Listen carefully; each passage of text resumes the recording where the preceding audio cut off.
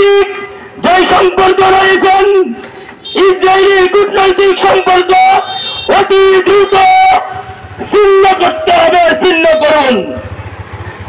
এবং আমাদেরকে ফিলিস্তিনের পক্ষ হয়ে, মুসলিমের পক্ষ হয়ে যুদ্ধ অংশগ্রহণ করার জন্য বিশেষ ব্যবস্থা করে দিন।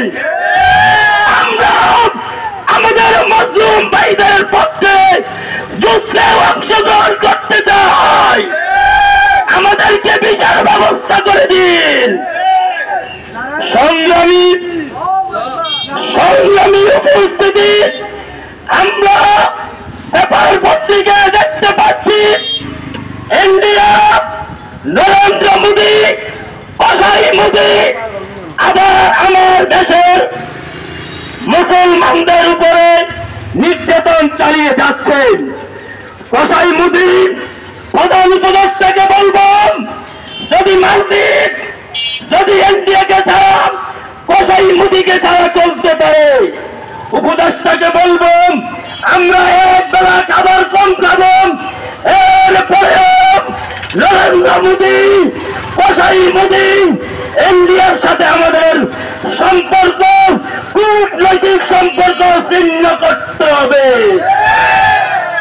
সংগ্রামী সাথী ও বন্ধুগণ, আমরা জানতে পেরেছি বাদশাহ আলমগীরের মাজার ভারত থেকে উচ্ছেদ করার ষড়যন্ত্র চলছে।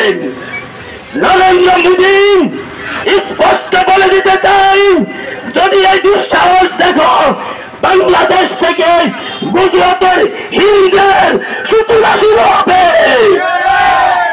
এই সূচনা দিয়ে, গুজরাটের হিন্দকে দিয়ে তোমার ভারতকে আমরা নিস্তে নাবুদ করে দিব।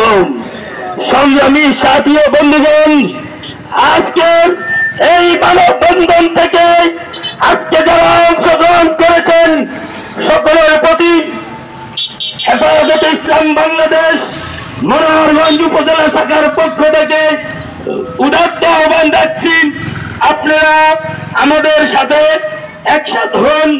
আমরা মিলেমিশে আমরা ফিলিস্তিনদের সহায়তার জন্য উদ্যোগ নিচ্ছি। প্রত্যেক মসজিদে গ্রামে বন্যার সময় যখন আমাদেরকে সাহায্য করে